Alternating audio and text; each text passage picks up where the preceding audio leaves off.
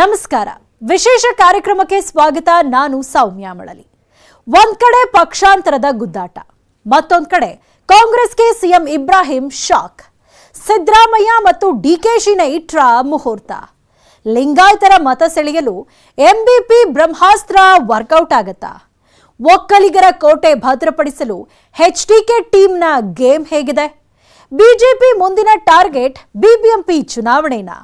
ತ್ರಿಮೂರ್ತಿಗಳ 3 ರಣತಂತ್ರದ complete report ನಿಮ್ಮ ಮುಂದೆ. ಪಕ್ಷಾಂತರ ಗುದ್ದಾಟದ ಬೆನ್ನಲ್ಲೇ ಕಾಂಗ್ರೆಸ್ ಮಾಸ್ಟರ್ ಪ್ಲಾನ್.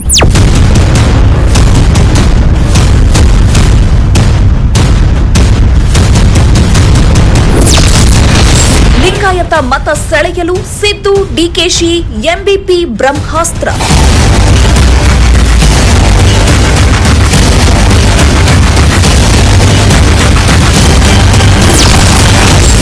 ಒಕ್ಕಲಿಗರ ಕೋಟೆ ಭದ್ರಪಡಿಸಲು ಎಚ್ಡಿಕೆ ಟೀಮಿನ ಗೇಮ್ ಹೇಗಿದೆ?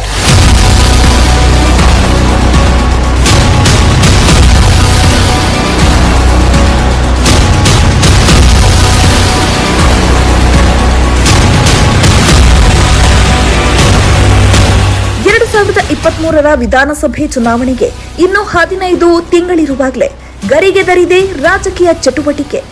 ಅದರಲ್ಲೂ ಕಳೆದ 3-4 ದಿನಗಳಿಂದ ವಲಸೆ ಚರ್ಚೆ, ಉಸ್ತುವಾರಿ ಹಂಚಿಕೆ, ಬಿಬಿಎಂಪಿ ಚುನಾವಣೆ ತಯಾರಿ, ಪ್ರಮುಖ ಹುದ್ದೆಗಳ ಬದಲಾವಣೆ ನಡೀತಿದ್ದು 3 ಪಕ್ಷಗಳ ನಡುವೆ ವಾಕ್ಸಮರ ಜೋರಾಗ್ತಿದೆ. ಯತ್ನಾಳ್ ಹಾಕಿದ ವಲಸೆ ಬಾಂಬ್ಗೆ ಸಿದ್ದರಾಮಯ್ಯ ಕೊಟ್ಟ ಪ್ರತಿಕ್ರಿಯೆ, ರಮೇಶ್ ಜಾರಕಿಹೊಳಿ ಹಾಕಿದ 16 ಕೈ ಶಾಸಕರ ಪಕ್ಷಾಂತರ ಸಿದ್ಧತೆ ಈಗ ರಾಜ್ಯ ರಾಜಕೀಯದಲ್ಲಿ ಸಂಚಲನ ಮೂಡಿಸಿದೆ. 3 ಪಕ್ಷಗಳ ನಡುವೆ ಮಾತಿನ ಸಮರಕ್ಕೆ ವೇದಿಕೆಯನ್ನ ಸೃಷ್ಟಿಸಿದೆ.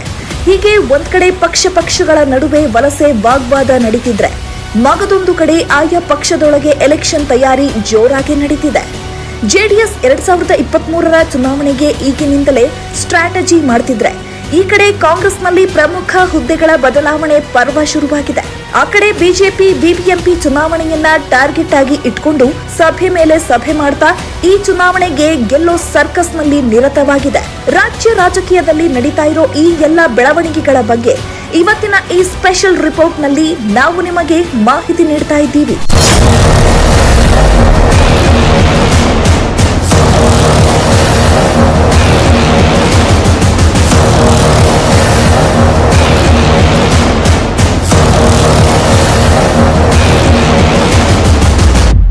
ಜೆಡಿಎಸ್ ಮತ್ತು ಕಾಂಗ್ರೆಸ್ ಮತ್ತು ಬಿಜೆಪಿ ರಣತಂತ್ರದ ಮಾಹಿತಿ ಕೊಡೋ ಮೊದಲು ಇದೀಗ ನಡೀತಿರೋ ಪಕ್ಷಾಂತರ ಗುದ್ದಾಟದ ಬಗ್ಗೆ ಒಂದಷ್ಟು ಮಾಹಿತಿಯನ್ನ ನಿಮ್ಮ ಮುಂದೆ ಇಡಲೇಬೇಕು. ಯಾಕಂದ್ರೆ ಬಸನಗೌಡ ಪಾಟೀಲ್ ಯತ್ನಾಳ್ ಹೊತ್ತಿಸಿದ ವಲಸೆ ಕಿಡಿ ಇನ್ನೂ ಆರಿಲ್ಲ. ಮುಂದೆ ಹೆಂಗ್ ಉತ್ತರ ಪ್ರದೇಶನಾಗ ಮೌರ್ಯ ಪಾರ್ಯ ಅಂತ ಕೆಲವು ಮಂದಿ ಜಾತ್ರೆ ಮಾಡ್ಕೊಂಡು ಹೋದ್ರಲ್ಲ ಬಿಜೆಪಿ ಬಿಟ್ಟು, ಹಂಗೆ ಕೆಲವು ಮಂದಿ ಹೋಗೋರು ಅದಾರ, ಹೋಗ್ತಾರ. ಅವಾಗ ನಾವು ಯತ್ನಾಳ್ ಬೇಕು, ಜಾರಕಿಹೊಳಿ ಇರಬೇಕು. ಅವಾಗ ಕಷ್ಟ ಎಲ್ಲ ಮುಗಿದ ಮ್ಯಾಗ ಏನಂತಾರಲ್ಲ, ಇದ್ರ ಬಾಗಿಲು ಹಾಕಿ ದಿಡ್ಡಿ ಬಾಗಿಲು ಹಾಕಿದಂಗೆ ಆಗ್ತದೆ. ಎಷ್ಟೋ ಮಂದಿ ಟಿಕೆಟ್ ಬುಕ್ ಮಾಡ್ಕೊಂಡಾರ. ಅಲ್ಲಿ ಡಿ.ಕೆ. ಶಿವಕುಮಾರ್ ಮನೆಗೆ ಹೋಗಿ ಬುಕ್ ಮಾಡ್ಕೊಂಡಾರ, ಸಿದ್ದರಾಮಯ್ಯ ಮನೆಗೆ ಹೋಗಿ ಬುಕ್ ಮಾಡ್ಕೊಂಡಾರ. ಮತ್ತು ಅವ್ರನ್ನೇ ಮುಂದುವರ್ಸ್ಕೊಂಡು ಹೋದ್ರೆ ಬಿಜೆಪಿ ಅದಕ್ಕೆ ಉಳಿತದೆ. ಬಿಜೆಪಿ ಉಳಿಬೇಕಾದ್ರೆ ಶೀಘ್ರ ಸಂಪುಟ ಬದಲಾವಣೆ ಮಾಡ್ಕೋಬೇಕು. ಯಾವ ಶಾಸಕರು ಬಿಟ್ಟು ಹೋಗೋರದಾರ, ಯಾರು ಬಿಜೆಪಿ ಉಳಿದ ಅದು ಪ್ರಧಾನಮಂತ್ರಿಗೂ ಗೊತ್ತಿದೆ. ಅವರು ಸೂಕ್ತ ನಿರ್ಣಯ ತಗೋತಾರೆ. ಚುನಾವಣೆ ಬಂದು ಒಂದು 15 ದಿವಸ ಏನು ಚುನಾವಣಾ ಆಯೋಗ ಘೋಷಣೆ ಮುಂಜಾನೆ ಮಾಡುತ್ತೆ ತಿಳ್ಕೊರಿ. ಮಧ್ಯಾಹ್ನದಾಗ ಬಿಜೆಪಿಗೆ ಸಚಿವ ಸ್ಥಾನಕ್ಕೆ ರಾಜೀನಾಮೆ ಡ್ಯಾನ್ ತೋಡ್ಕೊತ. ಈ ಕಡೆ ಸಿದ್ದರಾಮಯ್ಯನವರು ಕೂಡ ಸುಮ್ಮನಾಗ್ಲಿಲ್ಲ. ಬಿಜೆಪಿಯಲ್ಲಿರೋರು ಸಂಪರ್ಕದಲ್ಲಿದ್ದಾರೆ, ಕಾಂಗ್ರೆಸ್ಗೆ ಬರಲು ರೆಡಿ ಇದ್ದಾರೆ, ಬಂದ್ರೆ ಸ್ವಾಗತ ಮಾಡ್ತೀವಿ ಅಂದು ಬಿಟ್ರು. ನನ್ನ ಜೊತೆ ಸಂಪರ್ಕದಲ್ಲಿದ್ದಾರೆ ಕೆಲವರು ಬಿಜೆಪಿಯವರು, ಜೆಡಿಎಸ್ನವರು, ಅವ್ರ ಹೆಸರು ಹೇಳಲ್ಲ. ನನ್ನ ಜೊತೆ ಸಂಪರ್ಕದಲ್ಲಿದ್ದಾರೆ ಕೆಲವರು ಬಿಜೆಪಿಯವರು, ಜೆಡಿಎಸ್ನವರು, ಅವ್ರ ಹೆಸರು ಹೇಳಲ್ಲ. ಪಕ್ಷಕ್ಕೆ ಸೇರಿಸ್ಕೊಳ್ಳಿಕ್ಕೆ ಪಕ್ಷದ ಸಿದ್ಧಾಂತದಲ್ಲಿ ನಂಬಿಕೆ ಇರೋರು ಇರಬೇಕು, ಅನ್ಕಂಡೀಷನಲ್ ಆಗಿ ಬರಬೇಕು. ಅದು ಒಪ್ಕೊಂಡು ಬಂದವರಿಗೆ ಸ್ವಾಗತ. ಇಷ್ಟೆಲ್ಲ ಆಗುವಾಗ ಎಲ್ಲಿದ್ರೂ ಏನೋ ರಮೇಶ್ ಜಾರಕಿಹೊಳಿಯು ಪಕ್ಷಾಂತರ ಪಾಲಿಟಿಕ್ಸ್ ಅಖಾಡಕ್ಕೆ ಇಳಿದೇ ಬಿಟ್ರು. ಒಟ್ಟು 19 ಶಾಸಕರು, ಈ ಪೈಕಿ 16 ಕಾಂಗ್ರೆಸ್ ಶಾಸಕರು ಸಂಪರ್ಕದಲ್ಲಿದ್ದು, ವರಿಷ್ಠರು ಹೇಳಿದ್ರೆ ಈಗಲೇ ಬಿಜೆಪಿಗೆ ಕರೆತರ್ತೇನೆ ಅಂತ ರಮೇಶ್ ಜಾರಕಿಹೊಳಿ ಕೊಟ್ಟಿರುವ ಹೇಳಿಕೆ ಈಗ ಸಂಚಲನ ಮೂಡಿಸಿದೆ.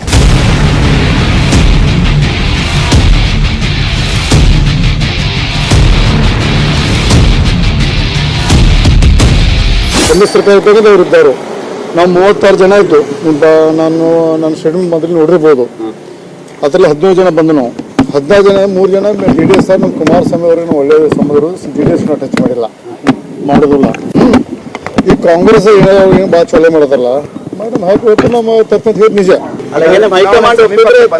ರಮೇಶ್ ಜಾರಕಿಹೊಳಿ ಮತ್ತೆ ನಾ ರಮೇಶ್ ಜಾರಕಿಹೊಳಿ ಮಾತಾಡ್ರೆ ನಾನು ಪಬ್ಲಿಸಿಟಿ ಸುಳ್ಳು ಮಾತಾಡೋ ಮನುಷ್ಯ ನಿಜ ನಾನು ಏಎಲ್ಎಂ ಸಂಪರ್ಕ ನೋಡೋಣ, ಹೈಕಮಾಂಡ್ ಒಪ್ಪಿಗೆ ನೋಡೋಣ. ಹೀಗೆ ಯತ್ನಾಳ್ ಹಚ್ಚಿದ ಕಿಡಿ ಕಾಂಗ್ರೆಸ್ಗೂ ಹರಡಿ ಬಿಜೆಪಿಯನ್ನು ರೌಂಡ್ ಹಾಕಿ ಜೆಡಿಎಸ್ನವರೆಗೂ ಹಬ್ಬಿ ಬಿಟ್ಟಿದೆ. ಹೀಗಾಗಿ ಕಳೆದ 2-3 ದಿನಗಳಿಂದ ಈಗ ಪಕ್ಷಾಂತರದ್ದೇ ಸದ್ದು. ಸಿಎಂ ಬೊಮ್ಮಾಯಿ ಕೂಡ ಪಕ್ಷಾಂತರದ ಹೇಳಿಕೆ ವಿರುದ್ಧ ಕಿಡಿಕಾರಿದ್ರು. ಮೊದಲೇನು ಹೇಳಿದ್ರು, ನಿರಂತರ ಸಂಪರ್ಕ ಇದ್ದಾರೆ ಬಂದೇ ಬಿಡ್ತಾರೆ ಅಂದ್ರು. ಈಗ ಇಲೆಕ್ಷನ್ ಅಂತಾರೆ. ಅಂದ್ರೆ ಅವ್ರು ಮೊದಲು ಮಾತಾಡಿದ್ದು ದೊಡ್ಡ ಸುಳ್ಳು ಅಂತ ಬಹಳ ಸ್ಪಷ್ಟ ಆಗ್ತಾರೆ. ಯಾಕಂದ್ರೆ ನೀವೆಲ್ಲ ಕೇಳ್ತಿದ್ದೀರಿ ಯಾರು ಬರ್ತಾರೆ ಯಾರಿಲ್ಲ ಅಂತ. ನೀವು ಪ್ರಶ್ನೆ ಕೇಳೋದಕ್ಕೆ ಅವ್ರ ಹತ್ರ ಉತ್ತರ ಇಲ್ಲ. ಇದು ಆಂತರಿಕವಾಗಿ ಕಾಂಪಿಟೇಷನ್ ಇದೆ. ಡಿ ಕೆ ಶಿವಕುಮಾರ್ ಅವರು ಅಲ್ಲಲ್ಲಿ ಸುದ್ದಿ ಮಾಡ್ತಾರೆ, ನಾನು ಅವ್ರಿಗೆ ಮಾತಾಡಿದ್ದೀನಿ ಇವ್ರಿಗೆ ಮಾತಾಡಿದ್ದೀನಿ. ಅದಕ್ಕೆ ಎಲ್ಲೋ ಒಂದು ಕಡೆ ಈ ಸಿದ್ದರಾಮಣ್ಣವ್ರಿಗೆ ಅಭದ್ರತೆ ಇದೆ. ಏನಪ್ಪ ಡಿ ಕೆ ಶಿವಕುಮಾರ್ ಮುಂದೆ ಹೋಗಿದ್ದಾನೆ, ನನ್ನ ಕಡೆನೂ ಬರ್ತಾರೆ ಅನ್ನುವಂಥದ್ದು. ಹೀಗಾಗಿ ಯಾರು ಹೋಗೋದೂ ಇಲ್ಲ. ಇನ್ನು ಇವ್ರ ತಿಕ್ಕಾಟದಿಂದ ಬರುವಂಥ ದಿನಗಳಲ್ಲಿ ಭಾಳಷ್ಟು ಜನ ಕಾಂಗ್ರೆಸ್ ಬಿಡುವಂಥ ವ್ಯವಸ್ಥೆ ಆಗ್ತಾಯಿದೆ ಹೊರತಾಗಿ ಅಲ್ಲಿ ಹೋಗೋ ಪ್ರಶ್ನೆನೇ ಇಲ್ಲ. ಅವರವರು ಆಂತರಿಕವಾದಂಥ ಪೈಪೋಟಿ ಅಷ್ಟೇ ಅದು. ಇದಕ್ಕೆ ಯಾವುದೂ ಸತ್ಯಾಂಶ ಇಲ್ಲ, ವಾಸ್ತವಾಂಶನೂ ಇಲ್ಲ, ಆ ಒಂದು ಭೂಮಿಕೆನೇ ಇಲ್ಲ. ಹೀಗೆ ಬಿಜೆಪಿ ಮತ್ತು ಕಾಂಗ್ರೆಸ್ ನಡುವೆ ವಲಸೆ ವಾಗ್ವಾದ ಜೋರಾಗಿ ನಡೀತಿದೆ. ಈ ನಡುವೆ ಕುಮಾರಸ್ವಾಮಿ ಕೂಡ ಪಕ್ಷಾಂತರದ ಬಗ್ಗೆ ಪ್ರತಿಕ್ರಿಯೆ ನೀಡಿದ್ರು. ನಮ್ಮ ಪಕ್ಷದಿಂದ ಯಾರೂ ಬೇರೆ ಪಕ್ಷಕ್ಕೆ ಹೋಗಲ್ಲ ಅಂತ ಮಾಜಿ ಸಿಎಂ ಕುಮಾರಸ್ವಾಮಿ ಹೇಳಿದ್ದಾರೆ. ಪಕ್ಷಾಂತರದಿಂದ ನಮಗೆ ಯಾವುದೇ ಆತಂಕ ಇಲ್ಲ ಅಂತಲೂ ಎಚ್ಡಿಕೆ ಹೇಳಿದ್ರು. ಪಕ್ಷಾಂತರದ ಬಗ್ಗೆ ಮಾತ್ರವಲ್ಲ, ಇದೇ ಟೈಮ್ ಅಲ್ಲಿ ಕಾಂಗ್ರೆಸ್ ವಿರುದ್ಧವೂ ಕುಮಾರಸ್ವಾಮಿ ಗುಡುಗಿದ್ರು. 2005ರಲ್ಲಿ ಪಾಂಚಜನ್ಯ ಮೊಳಗಿಸಿದ್ರು, ಕಾಂಗ್ರೆಸ್ ಸೋತಿದ್ಯಾಕೆ? 2013ರಲ್ಲಿ ಬಿಎಸ್ವೈ ಶ್ರೀರಾಮುಲು ಸೋಲಿಗೆ ಜೆಡಿಎಸ್ ಕಾರಣ. ಅದೇ ರೀತಿ 2013ರಲ್ಲಿ ಗೆದ್ದಿದ್ದ ಸಿದ್ದು 2018ರಲ್ಲಿ 78 ಸ್ಥಾನಗಳಿಗೆ ಕುಸಿದಿದ್ದು ಯಾಕೆ ಅಂತ ಪ್ರಶ್ನೆ ಮಾಡಿದ್ದಾರೆ. 2023ರ ಚುನಾವಣೆಯಲ್ಲಿ ಜೆಡಿಎಸ್ ಸಾಧನೆ ಏನೆಂಬುದು ಗೊತ್ತಾಗಲಿದೆ ಅಂತ ಮಾಜಿ ಸಿಎಂ ಕುಮಾರಸ್ವಾಮಿ ಹೇಳಿದ್ರು. 2004ಕ್ಕೆ ಸರ್ಕಾರ ನಡೆಸಿದವರು 5 ವರ್ಷ ಚುನಾವಣೆಗೆ ಹೋಗಿ 68 ಸೀಟಿಗೆ ಯಾಕೆ ಬಂದರು? 62 ಸೀಟಿಗೆ 2008ರಲ್ಲಿ ಯಾತಿಗೆ ಬರಲಿಲ್ಲ ಮೆಜಾರಿಟಿ? ಅವತ್ತು 89ಕ್ಕೆ ನಿಂತಿದ್ರಿ. 2013ಕ್ಕೆ ಬಂದಾಗ ಯಾವ ನಮ್ಮ ಹೋರಾಟ ಬಿಜೆಪಿ ಸರ್ಕಾರದ ಹಲವಾರು ಪ್ರಕರಣಗಳ ಹೊರಗೆ ತಂದಿದ್ದರಿಂದ ಬಿಜೆಪಿಯಿಂದ ಹೊರಗೆ ಬರಬೇಕಾಯ್ತು ಯಡಿಯೂರಪ್ಪನವರು. ಶ್ರೀರಾಮರು ಹೊರಗೆ ಹೋದರು. ಕಾಂಗ್ರೆಸ್ 13ರಲ್ಲಿ ಅಧಿಕಾರಕ್ಕೆ ಬಂದರು. ಮತ್ತೆ 5 ವರ್ಷ ಸರ್ಕಾರ ನಡೆಸಿದವರು ಯಾತಕ್ಕೆ 2018ರಲ್ಲಿ 78ಕ್ಕೆ ಬಂದರು. 2023 ಸಹ ಜೆಡಿಎಸ್ ಪಕ್ಷ ಬಿಟ್ಟು ಇವರು ಯಾರ್ದು ಏನು ನಡೆಯಲ್ಲ. ವಲಸೆ ವಿಚಾರವಾಗಿ ಯತ್ನಾಳ್ ಗಾಳಿಯಲ್ಲಿ ಹಾರಿಸಿದ ಗುಂಡು ಈಗ ಹೀಗೆ 3 ಪಕ್ಷಗಳ ನಡುವೆ ವಾಕ್ಸಮರಕ್ಕೆ ಕಾರಣವಾಗಿದೆ. 2023ರ ವಿಧಾನಸಭಾ ಚುನಾವಣೆಗೆ ಬಹಳ ಟೈಮ್ ಇಲ್ಲದ ಕಾರಣ ಯಾವುದೇ ವಿಚಾರ ಸಿಕ್ಕಿದ್ರೂ ಸಾಕು 3 ಪಕ್ಷಗಳು ನಾ ಮುಂದು ತಾ ಮುಂದು ಅಂತ ಆ ವಿಚಾರವಾಗಿ ವಾಗ್ವಾದ ಶುರು ಮಾಡಿಬಿಡ್ತವೆ. ಈಗ ವಲಸೆ ವಾಗ್ವಾದ ಕೂಡ ಮುಂದುವರಿಯೋಕೆ ಇದು ಒಂದು ಕಾರಣ. ಆದ್ರೆ 3 ಪಕ್ಷಗಳು ಹೀಗೆ ಒಂದು ಕಡೆ ಪಕ್ಷಾಂತರದ ಬಗ್ಗೆ ವಾಕ್ಸಮರ ಮಾಡುತ್ತಲೇ ತೆರೆಮರೆಯಲ್ಲಿ ಭಾರಿ ರಣತಂತ್ರ ಹೂಡ್ತಿರೋದು ಮಾತ್ರ ನಿಜ. ಕಾಂಗ್ರೆಸ್ ಮುಂದಿನ ಚುನಾವಣೆ ದೃಷ್ಟಿಯಲ್ಲಿಟ್ಟುಕೊಂಡು ಹುದ್ದೆ ಬದಲಾವಣೆ ಆರಂಭಿಸಿದೆ. ಜೆಡಿಎಸ್ ಕೂಡ ಸ್ಟ್ರಾಟಜಿ ಮಾಡ್ತಿದೆ. ಬಿಜೆಪಿಯು ಭಾರಿ ಸಿದ್ಧತೆ ಮಾಡಿಕೊಳ್ತಿದೆ. 3 ಪಕ್ಷಗಳ ಚುನಾವಣಾ ರಣತಂತ್ರದ ಮಾಹಿತಿಯನ್ನ ಒಂದೊಂದಾಗಿ ನಿಮ್ಮ ಮುಂದೆ ಇಡ್ತಾ ಇದ್ದೀವಿ ನೋಡಿ. ವಿಧಾನ ಪರಿಷತ್ ಪ್ರತಿಪಕ್ಷ ನಾಯಕರಾಗಿ ಹರಿಪ್ರಸಾದ್ ಆಯ್ಕೆ. ಎಂಬಿ ಪಾಟೀಲ್ಗೆ ಕೆಪಿಸಿಸಿ ಪ್ರಚಾರ ಸಮಿತಿ ಅಧ್ಯಕ್ಷ ಸ್ಥಾನ. ಚುನಾವಣೆಗೆ 15 ತಿಂಗಳು ಇರುವಾಗಲೇ ಭರ್ಜರಿ ಕಾರ್ಯತಂತ್ರ. ವಿಧಾನಸಭೆ ಚುನಾವಣೆಗೆ ಇನ್ನೂ ಸುಮಾರು 15 ತಿಂಗಳಿದೆ. ಆಗ್ಲೇ ಕಾಂಗ್ರೆಸ್ನಲ್ಲಿ ಭರ್ಜರಿ ತಯಾರಿ ನಡೀತಿದೆ. ಕೈಪಡೆ ಕಾರ್ಯತಂತ್ರಗಳನ್ನು ಹೆಣೆಯುತ್ತಿದೆ. ಕಳೆದ ಕೆಲವು ದಿನಗಳಲ್ಲಿ ಕಾಂಗ್ರೆಸ್ನಲ್ಲಿ ಮೇಜರ್ ಬದಲಾವಣೆಗಳು ಆಗ್ತಿರೋದನ್ನ ನೋಡಬಹುದು. ಲೇಟೆಸ್ಟ್ ಆಗಿ ಹೇಳೋದಾದ್ರೆ ವಿಧಾನ ಪರಿಷತ್ ಪ್ರತಿಪಕ್ಷ ನಾಯಕರಾಗಿ ಹರಿಪ್ರಸಾದ್ರನ್ನ ಆಯ್ಕೆ ಮಾಡಿರೋದು. ಹೌದು, ವಿಧಾನ ಪರಿಷತ್ನ ವಿರೋಧ ಪಕ್ಷದ ನಾಯಕ ಹುದ್ದೆಗೆ ಕಾಂಗ್ರೆಸ್ನ ಹಿರಿಯ ನಾಯಕ ಬಿಕೆ ಹರಿಪ್ರಸಾದ್ ಅವರನ್ನ ಆಯ್ಕೆ ಮಾಡಿ ಎಐಸಿಸಿ ಆದೇಶ ಹೊರಡಿಸಿದೆ. ಎಸ್ಆರ್ ಪಾಟೀಲ್ ಈ ಹಿಂದೆ ವಿಧಾನ ಪರಿಷತ್ ವಿರೋಧ ಪಕ್ಷದ ನಾಯಕರಾಗಿದ್ರು. ಈಗ ಆ ಸ್ಥಾನಕ್ಕೆ ಈಡಿಗ ಸಮಾಜದ ಬಿಕೆ ಹರಿಪ್ರಸಾದ್ ಅವರನ್ನ ಕಾಂಗ್ರೆಸ್ ಆಯ್ಕೆ ಮಾಡಿದೆ. ಹೀಗೆ ಹರಿಪ್ರಸಾದ್ರನ್ನ ವಿಧಾನ ಪರಿಷತ್ ಪ್ರತಿಪಕ್ಷ ನಾಯಕರನ್ನಾಗಿ ಆಯ್ಕೆ ಮಾಡಿರೋದ್ರ ಹಿಂದೆ ಚುನಾವಣಾ ತಂತ್ರಗಾರಿಕೆಯೂ ಇದೆ. ಹೌದು, ಬಿಕೆ ಹರಿಪ್ರಸಾದ್ ಈಡಿಗ ಸಮಾಜದವರು. ಈ ಸಮಾಜದಲ್ಲಿ ಹೆಚ್ಚು ಪ್ರಭಾವಿಯಾಗಿರುವ ನಾಯಕ ಹರಿಪ್ರಸಾದ್. ಕುರುಬರ ನಂತರ ಅತಿದೊಡ್ಡ ಈಡಿಗ ಸಮುದಾಯವನ್ನ ಕಾಂಗ್ರೆಸ್ ಪಕ್ಷ ಸೆಳೆಯಲು ಈ ತಂತ್ರ ಹೆಣೆಯಲಾಗಿದೆ ಅಂತ ಹೇಳಲಾಗ್ತಿದೆ. ಹಾಗಂತ ಹರಿಪ್ರಸಾದ್ ಆಯ್ಕೆಗೆ ಇದೊಂದೇ ಕಾರಣವೂ ಅಲ್ಲ. ಬಿಕೆ ಹರಿಪ್ರಸಾದ್ ಅವರು ಅಪ್ಪಟ ಕಾಂಗ್ರೆಸ್ಸಿಗ. ಕಾಂಗ್ರೆಸ್ ಸಿದ್ಧಾಂತಗಳನ್ನ 100% ಪಾಲಿಸುವ ಮುಖಂಡರೂ ಆಗಿದ್ದಾರೆ.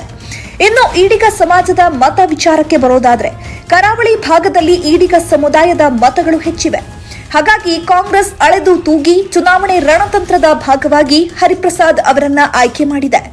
ಹಾಗೆ ನೋಡಿದ್ರೆ ಕಾಂಗ್ರೆಸ್ನಲ್ಲಿ ವಿಧಾನ ಪರಿಷತ್ ಪ್ರತಿಪಕ್ಷ ಸ್ಥಾನಕ್ಕೆ ಹಲವರು ಟವಲ್ ಹಾಕಿದ್ರು. ಸಿಎಂ ಇಬ್ರಾಹಿಂ ಸಾಕಷ್ಟು ಆಸೆ ಇಟ್ಕೊಂಡಿದ್ರು. ಈ ಸೀಟಿಗೋಸ್ಕರ ಕಾಂಗ್ರೆಸ್ ಬಿಟ್ಟು ಜೆಡಿಎಸ್ಗೆ ಹೋಗೋದಾಗಿ ಬ್ಲಾಕ್ ಮೇಲ್ ಕೂಡ ಮಾಡಿದ್ರು. ಕೈ ನಾಯಕರ ವಿರುದ್ಧವೇ ಬಹಿರಂಗ ಹೇಳಿಕೆಗಳನ್ನು ಕೊಡ್ತಿದ್ರು. ಆದ್ರೆ CM Ibrahim black mail ತಂತ್ರಕ್ಕೆ Congress ಮಣಿದಿಲ್ಲ. ಮೇಲಾಗಿ ಹೇಳೋದಾದ್ರೆ ಸಿಎಂ ಇಬ್ರಾಹಿಂ ವೋಟ್ ಬ್ಯಾಂಕ್ ಕೂಡ ಅಲ್ಲ ಅನ್ನೋದು ಕೆಲ ಕೈ ನಾಯಕರ ಅಭಿಪ್ರಾಯ. ಹೀಗಾಗಿ ಕಾಂಗ್ರೆಸ್ ಸಿಎಂ ಇಬ್ರಾಹಿಂರನ್ನ ಕಡೆಗಣಿಸಿ ಹರಿಪ್ರಸಾದ್ಗೆ ವಿಧಾನ ಪರಿಷತ್ ಪ್ರತಿಪಕ್ಷ ಸ್ಥಾನವನ್ನ ಕೊಟ್ಟಿದೆ. ಸಿಎಂ ಇಬ್ರಾಹಿಂರನ್ನ ಪಕ್ಕಕ್ಕಿಡೋ ಮೂಲಕ ಪಕ್ಷದಲ್ಲಿ ಬ್ಲಾಕ್ ಮೇಲ್ ಮಾಡೋರು, ಪಕ್ಷಾಂತರವಾಗ್ತೀನಿ ಅಂತ ಹೆದರಿಸೋರು ಇಂಥವರೆಲ್ಲ ಹೋಗೋದಾದ್ರೆ ಹೋಗಲಿ ಅನ್ನೋ ಖಡಕ್ ಸಂದೇಶವನ್ನ ಕಾಂಗ್ರೆಸ್ ಹೈಕಮಾಂಡ್ ರವಾನಿಸಿದೆ ಅಂತಾನೂ ಹೇಳಬಹುದು. ಹೀಗೆ ಕಾಂಗ್ರೆಸ್ ಈ ನಿರ್ಧಾರ ಕೈಗೊಂಡ ಬೆನ್ನಲ್ಲೇ ಸಿಎಂ ಇಬ್ರಾಹಿಂ ಕೂಡ ಪಕ್ಷಕ್ಕೆ ಗುಡ್ ಬೈ ಹೇಳೋದಾಗಿ ಘೋಷಿಸಿದ್ದಾರೆ.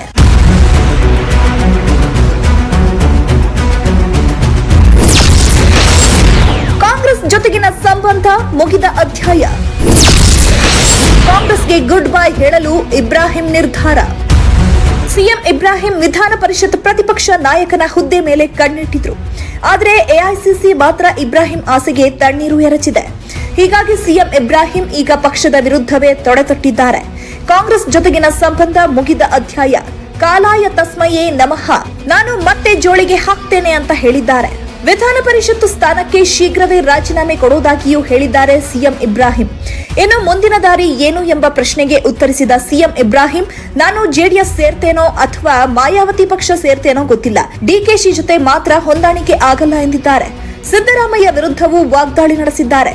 ಸದ್ಯದ ಮಾಹಿತಿ ಪ್ರಕಾರ ಸಿಎಂ ಇಬ್ರಾಹಿಂ ಜೆಡಿಎಸ್ ಸೇರುವ ಸಾಧ್ಯತೆ ಹೆಚ್ಚಾಗಿದೆ ಅಂತ ಹೇಳಲಾಗ್ತಿದೆ. ಹೀಗೆ ವಿಧಾನ ಪರಿಷತ್ ಪ್ರತಿಪಕ್ಷ ನಾಯಕರ ಆಯ್ಕೆಯಿಂದಾಗಿ ಸಿಎಂ ಇಬ್ರಾಹಿಂ ಗುಡ್ ಬೈ ಹೇಳೋಕೆ ರೆಡಿಯಾಗಿದ್ದಾರೆ. ಆದ್ರೆ ಸಿಎಂ ಇಬ್ರಾಹಿಂ ಮಾತಿಗೆ ಹಿಂದೆಯೂ ತಲೆಕೆಡಿಸಿಕೊಳ್ಳದ ಕೈಪಡೆ ಈಗಲೂ ಅಷ್ಟು ತಲೆಕೆಡಿಸಿಕೊಳ್ಳುವ ಸಾಧ್ಯತೆ ಇಲ್ಲ. ಅದೇನೇ ಇರಲಿ, ಕಾಂಗ್ರೆಸ್ ಈಗ ಜಾತಿಯಾಧಾರಿತ ಹುದ್ದೆಗಳನ್ನ ಹಂಚುತ್ತಿರೋದು ಮಾತ್ರ ಸತ್ಯ. ಯಾಕಂದ್ರೆ ಕಳೆದ ಕೆಲವೇ ದಿನಗಳ ಹಿಂದೆ ಅಂದ್ರೆ ಜನವರಿ 25ರಂದು ಮತ್ತೊಂದು ಮಹತ್ವದ ಬದಲಾವಣೆ ಕಾಂಗ್ರೆಸ್ನಲ್ಲಿ ನಡೆದಿದೆ. ಅದೇನಂದ್ರೆ ಕೆಪಿಸಿಸಿ ಪ್ರಚಾರ ಸಮಿತಿ ಅಧ್ಯಕ್ಷರನ್ನಾಗಿ ಲಿಂಗಾಯತ ಸಮುದಾಯದ ಪ್ರಬಲ ನಾಯಕ ಉತ್ತರ ಕರ್ನಾಟಕ ಮೂಲಕ ಎಂಬಿ ಪಾಟೀಲ್ರನ್ನ ಆಯ್ಕೆ ಮಾಡಲಾಗಿದೆ. ಎಂಬಿ ಪಾಟೀಲ್ ಕಾಂಗ್ರೆಸ್ನ ಪ್ರಬಲ ಲಿಂಗಾಯತ ನಾಯಕ. ಈಗಾಗಲೇ ಬಿಜೆಪಿ ಲಿಂಗಾಯತ ಸಮುದಾಯದ ಪ್ರಶ್ನಾತೀತ ನಾಯಕ ಯಡಿಯೂರಪ್ಪ ಅವರನ್ನ ಸಿಎಂ ಸ್ಥಾನದಿಂದ ಕೆಳಗಿಳಿಸಿದೆ. ಇದರ ಲಾಭವನ್ನ ಕಾಂಗ್ರೆಸ್ ಪಡೆದುಕೊಳ್ಳುವ ನಿಟ್ಟಿನಲ್ಲಿ ಲಿಂಗಾಯತರಿಗೆ ಹೆಚ್ಚಿನ ಸ್ಥಾನಮಾನವನ್ನ ನೀಡುತ್ತಿದೆ ಕಾಂಗ್ರೆಸ್. ಇದೀಗ ಕಾಂಗ್ರೆಸ್ ಎಂಬಿ ಪಾಟೀಲ್ಗೆ ಪ್ರಮುಖ ಹುದ್ದೆ ನೀಡೋ ಮೂಲಕ ಲಿಂಗಾಯತರನ್ನ ಸೆಳೆಯೋ ತಂತ್ರವನ್ನ ಹೂಡಿದೆ ಕಾಂಗ್ರೆಸ್.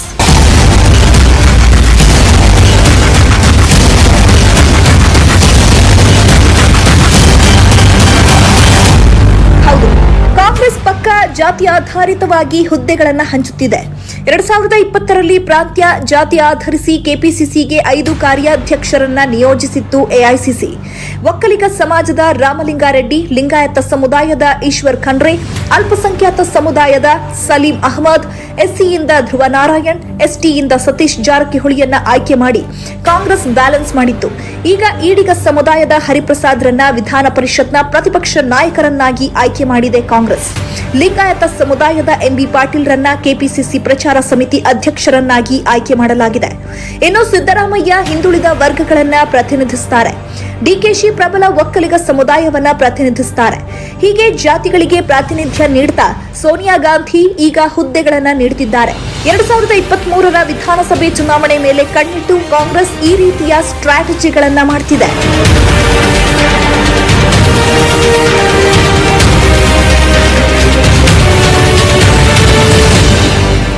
ಕಾಂಗ್ರೆಸ್ ವಿಧಾನಸಭೆ ಚುನಾವಣೆಯನ್ನ ದೃಷ್ಟಿಯಲ್ಲಿಟ್ಕೊಂಡು ಈಗಿನಿಂದಲೇ ಹೀಗೆ ರಣತಂತ್ರ ರೂಪಿಸ್ತಾ ಇದ್ರೆ, ಈ ಕಡೆ ಬಿಜೆಪಿ ಜೆಡಿಎಸ್ ಬೇರೆಯದ್ದೇ ಪ್ಲಾನ್ ಮಾಡಿದೆ.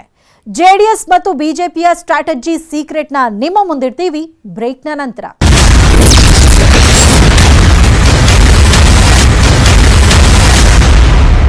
ಎರಡ್ 2023ರ ವಿಧಾನಸಭಾ ಚುನಾವಣೆಯನ್ನ ದೃಷ್ಟಿಯಲ್ಲಿಟ್ಕೊಂಡು ಕಾಂಗ್ರೆಸ್ ಜಾತಿ ಮತ್ತು ಪ್ರಾಂತ್ಯದ ಆಧಾರಿತವಾಗಿ ಪ್ರಮುಖ ಹುದ್ದೆಗಳನ್ನ ಹಂಚ್ತಾ ಇದೆ. ಹೀಗೆ ಕಾಂಗ್ರೆಸ್ ಸ್ಟ್ರಾಟಜಿ ಮಾಡ್ತಾ ಇದ್ರೆ ಬಿಜೆಪಿ ಈಗ ಬಿಬಿಎಂಪಿ ಚುನಾವಣೆಯ ಗೆಲುವಿನ ಗುರಿ ಇಟ್ಕೊಂಡಿದೆ. ಈ ಕಡೆ ಜೆಡಿಎಸ್ ಕೂಡ ಭರ್ಜರಿ ರಣತಂತ್ರ ಹೆಣಿತಾ ಇದೆ. ಈ ಕುರಿತಂತೆ ವಿವರವಾದ ಮಾಹಿತಿ ನಿಮ್ಮ ಮುಂದೆ.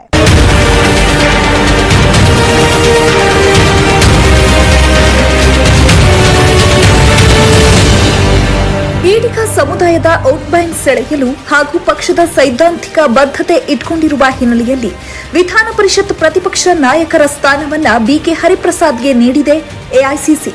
ಆದ್ರೆ ಈ ಹುದ್ದೆ ಮೇಲೆ ಸಿಎಂ ಇಬ್ರಾಹಿಂ ಕಣ್ಣಿಟ್ಟಿದ್ರು. ಆದ್ರೆ ಬ್ಲಾಕ್ ಮೇಲ್ ಮಾಡುವ ಇಬ್ರಾಹಿಂರನ್ನ ಎಐಸಿಸಿ ಮುಲಾಜಿಲ್ಲದೆ ಪಕ್ಕಕ್ಕೆ ಸರಿಸಿದೆ. ಈ ಬೆಳವಣಿಗೆ ಬೆನ್ನಲ್ಲೇ ಸಿಎಂ ಇಬ್ರಾಹಿಂ ಕಾಂಗ್ರೆಸ್ಗೆ ಗುಡ್ ಬೈ ಹೇಳೋದಾಗಿ ಘೋಷಿಸಿದ್ದಾರೆ. ಸಿಎಂ ಇಬ್ರಾಹಿಂ ಪಕ್ಷದಲ್ಲಿ ಇದ್ರೂ ಹೋದ್ರೂ ನಷ್ಟವೂ ಇಲ್ಲ, ಲಾಭವೂ ಇಲ್ಲ ಅನ್ನೋದು ಕಾಂಗ್ರೆಸ್ನ ಇತರೆ ನಾಯಕರ ಅಭಿಪ್ರಾಯ. ಹಾಗಾಗಿ ಸಿಎಂ ಇಬ್ರಾಹಿಂ ಯಾವ ಮಾತಿಗೂ ಕೈಪಡೆ ತಲೆಕೆಡಿಸಿಕೊಳ್ಳಲ್ಲ. ಹಾಗಂತ ಬಿಜೆಪಿ ಮತ್ತು ಜೆಡಿಎಸ್ ಸುಮ್ಮನಿರಲ್ಲ. ಸಿಎಂ ಇಬ್ರಾಹಿಂ ಹೇಳಿಕೆ ಬಿಜೆಪಿ ಮತ್ತು ಜೆಡಿಎಸ್ಗೆ ಕೈ ವಿರುದ್ಧ ಟೀಕೆ ಮಾಡಲು ಸದ್ಯಕ್ಕೆ ಸಿಕ್ಕಿರೋ ಬ್ರಹ್ಮಾಸ್ತ್ರ. ಅದೇನೇ ಇರಲಿ, ಕಾಂಗ್ರೆಸ್ನಲ್ಲಿ ಆಗ್ತಿರೋ ಬೆಳವಣಿಗೆಗಳು ಮತ್ತು ಚುನಾವಣಾ ಸ್ಟ್ರಾಟಜಿಯ ಬಗ್ಗೆ ಈಗಾಗಲೇ ಹೇಳಿದ್ದೇವೆ. ಹಾಗಾದ್ರೆ ಬಿಜೆಪಿ 2023 ಚುನಾವಣೆ ಎದುರಿಸುವ ನಿಟ್ಟಿನಲ್ಲಿ ಯಾವ ತಂತ್ರ ಹೆಣಿತಿದೆ? ಬಿಬಿಎಂಪಿ ಎಲೆಕ್ಷನ್ ಗೆಲ್ಲೋದು ಬಿಜೆಪಿಗೆ ಈಗ ಅತಿ ದೊಡ್ಡ ಗುರಿಯಾಗಿರೋದು ಯಾಕೆ? ಈ ಕುರಿತಂತೆ ಒಂದಷ್ಟು ಮಾಹಿತಿಯನ್ನ ನಿಮ್ಮ ಮುಂದಿಡ್ತೀವಿ ನೋಡಿ. 2023ರ ವಿಧಾನಸಭಾ ಚುನಾವಣೆಗೂ ಮೊದಲು ಎದುರಾಗುವ ಎಲೆಕ್ಷನ್ಗಳಲ್ಲಿ ಗೆದ್ದು ಬೀಗೋದೆ ಈಗ ಬಿಜೆಪಿ ಗುರಿ. ಅದರಲ್ಲೂ ಸದ್ಯದಲ್ಲೇ ಬರಲಿರುವ ಬಿಬಿಎಂಪಿ ಚುನಾವಣೆ ಗೆಲುವು ಬಿಜೆಪಿಯ ಮೊದಲ ಟಾರ್ಗೆಟ್ ಕೂಡ ಹೌದು. ಯಾಕಂದ್ರೆ ಬೆಂಗಳೂರಲ್ಲಿ 28 ವಿಧಾನಸಭಾ ಕ್ಷೇತ್ರಗಳಿವೆ. ಬೆಂಗಳೂರನ್ನ ಸಂಪೂರ್ಣವಾಗಿ ಬಾಚಿಕೊಳ್ಳಬೇಕು ಅನ್ನೋದು ಕಮಲ ಕಲಿಗಳ ಉದ್ದೇಶ. ಈ ನಿಟ್ಟಿನಲ್ಲಿ ಬಿಬಿಎಂಪಿ ಚುನಾವಣೆಯಲ್ಲಿ ಗೆಲ್ಲೋದು ಅವಶ್ಯಕ. ಇನ್ನು ಅಧಿಕಾರದಲ್ಲಿರುವ ಬಿಜೆಪಿಗೆ ಬಿಬಿಎಂಪಿ ಚುನಾವಣೆ ಪ್ರತಿಷ್ಠೆಯೂ ಹೌದು. ಸೋತ್ರು ಗೆದ್ರು ಈ ಚುನಾವಣೆ ರಾಷ್ಟ್ರ ಮಟ್ಟದಲ್ಲಿ ಸದ್ದು ಮಾಡುತ್ತೆ. ಹಾಗಾಗಿ ಬೊಮ್ಮಾಯಿ ನೇತೃತ್ವದ ರಾಜ್ಯ ಬಿಜೆಪಿಗೆ ಈಗ ಸದ್ಯಕ್ಕೆ ಏಪ್ರಿಲ್ ಅಂತ್ಯದೊಳಗೆ ನಡೆಯಲಿರುವ ಬಿಬಿಎಂಪಿ ಚುನಾವಣೆಯೇ ಮೊದಲ ಟಾರ್ಗೆಟ್ ಆಗಿದೆ. ಮುಂದಿನ ಸೋಮವಾರ ಶಾಸಕರು ಸಂಸದರಿರುವ ಬಿಜೆಪಿ ನಿಯೋಗ ಸಿಎಂ ಬೊಮ್ಮಾಯಿ ಅವರನ್ನ ಭೇಟಿ ಮಾಡಿ ನಗರದ ಸಮಸ್ಯೆಗಳ ಕುರಿತು ವಿವರಿಸಲಿದೆ. ಸಿಎಂ ಬೊಮ್ಮಾಯಿ ಕೂಡ ನಗರದಲ್ಲಿರುವ ಸಮಸ್ಯೆಗಳನ್ನೆಲ್ಲ ಆದಷ್ಟು ಬೇಗ ಬಗೆಹರಿಸಲು ಮುಂದಾಗಿದ್ದಾರಂತೆ. ಇನ್ನು ಕಳೆದ ಕೆಲ ದಿನಗಳ ಹಿಂದೆ ಬಿಬಿಎಂಪಿ ಚುನಾವಣೆಯ ಪೂರ್ವ ಸಿದ್ಧತಾ ಸಭೆ ಕೂಡ ನಡೆದಿತ್ತು. ಈ ಸಭೆಯಲ್ಲೂ ಸಿಎಂ ಬೊಮ್ಮಾಯಿ, ಬಿಜೆಪಿ ರಾಜ್ಯಾಧ್ಯಕ್ಷ ನಳಿನ್ ಕುಮಾರ್ ಕಟೀಲ್, ಬಿಜೆಪಿ ಸಂಸದರು, ಸಚಿವರು ಭಾಗಿಯಾಗಿ ಚರ್ಚೆ ನಡೆಸಿದ್ರು. ಹೀಗೆ ಬಿಜೆಪಿ ಬಿಬಿಎಂಪಿ ಚುನಾವಣೆ ಗೆಲ್ಲಲು ಎಲ್ಲಾ ರೀತಿಯ ಸಿದ್ಧತೆ ಮಾಡಿಕೊಳ್ತಿದೆ. ಆ ಬಳಿಕ ಏನಾದರೂ ಸಿಎಂ ಬೊಮ್ಮಾಯಿ ಅವರ ಟಾರ್ಗೆಟ್ ತಾಲೂಕು ಮತ್ತು ಜಿಲ್ಲಾ ಪಂಚಾಯತ್ ಎಲೆಕ್ಷನ್. ಹೀಗೆ ವಿಧಾನಸಭಾ ಚುನಾವಣೆಗೂ ಮೊದಲು ಬರೋ ಈ ಚುನಾವಣೆಗಳನ್ನ ಗೆಲ್ಲಲು ಈಗ ರಾಜ್ಯ ಬಿಜೆಪಿ ರಣತಂತ್ರ ರೂಪಿಸುತ್ತಿದೆ. ಇನ್ನು 2023 ವಿಧಾನಸಭಾ ಚುನಾವಣೆ ಸ್ಟ್ರಾಟಜಿ ಮಾಡಲು ಹೈಕಮಾಂಡ್ ಮಟ್ಟದಲ್ಲಿ ಚಾಣಕ್ಯ ಪಡೆಯೇ ಇದೆ. ಬಿಜೆಪಿ ಹೈಕಮಾಂಡ್ ಚುನಾವಣಾ ರಣತಂತ್ರದ ಬಗ್ಗೆ ಹೇಳೋದು ಬೇಕಾಗಿಲ್ಲ. ಹಾಗಾಗಿ ಈಗ ರಾಜ್ಯ ಬಿಜೆಪಿ ನಾಯಕರು ವಿಧಾನಸಭಾ ಚುನಾವಣೆಗೂ ಮೊದಲು ನಡೆಯಲಿರುವಂತಹ ಎಲೆಕ್ಷನ್ಗಳ ಮೇಲೆ ಕಾನ್ಸಂಟ್ರೇಟ್ ಮಾಡುತ್ತಿದ್ದಾರೆ. ಈ ಕಡೆ ಜೆಡಿಎಸ್ ಕೂಡ ಈಗ ಕೈಕಟ್ಟಿ ಏನೂ ಕೂತಿಲ್ಲ. ಪಕ್ಷ ಸಂಘಟನೆ ಮತ್ತು ಬಲವರ್ಧನೆಗಾಗಿ ಜೆಡಿಎಸ್ನಲ್ಲಿ ಮಾಜಿ ಸಚಿವ ಬಂಡೆಪ್ಪ ಕಾಶೆಂಪೂರ್ ಅಧ್ಯಕ್ಷತೆಯನ್ನ ಕೋರ್ ಕಮಿಟಿ ರಚನೆ ಮಾಡಲಾಗಿದೆ. ಮುಂದಿನ ಚುನಾವಣೆಗೆ ರೂಪಿಸಬೇಕಾದ ಕಾರ್ಯತಂತ್ರಗಳು ಸೇರಿದಂತೆ ಎಲ್ಲಾ ರೀತಿಯ ಚರ್ಚೆ ಮತ್ತು ಪ್ಲಾನ್ಗಳನ್ನ ರೂಪಿಸುವ ನಿಟ್ಟಿನಲ್ಲಿ ಕೋರ್ ಕಮಿಟಿಯನ್ನ ರಚಿಸಲಾಗಿದೆ ಅಂತ ಜೆಡಿಎಸ್ ಮೂಲಗಳು ಮಾಹಿತಿ ತಿಳಿಸಿವೆ. ಇದರ ಜೊತೆಗೆ ಮುಂದಿನ ಚುನಾವಣೆಯಲ್ಲೂ ಅತಂತ್ರ ರಿಸಲ್ಟ್ ಬಂದು ಜೆಡಿಎಸ್ ಕಿಂಗ್ ಮೇಕರ್ ಆಗುತ್ತೆ ಅಂತ ದಳಪತಿಗಳು ಆಗಾಗ್ಗೆ ಭವಿಷ್ಯ ನುಡಿತಿದ್ದಾರೆ. ಆದ್ರೆ ಬಿಜೆಪಿ ಈ ಬಾರಿ ಬಹುಮತ ಗ್ಯಾರಂಟಿ ಅಂತಿದೆ. ಕಾಂಗ್ರೆಸ್ ಪಕ್ಷವು ಕಾಂಗ್ರೆಸ್ಗೆ ಬಹುಮತ ಅಂತಿದೆ. ಅಂತಿಮವಾಗಿ ಯಾರ ರಣತಂತ್ರ ಸಕ್ಸಸ್ ಆಗುತ್ತೋ, ಯಾರ ಭವಿಷ್ಯ ನಿಜವಾಗುತ್ತೋ ಕಾದು ನೋಡಬೇಕು.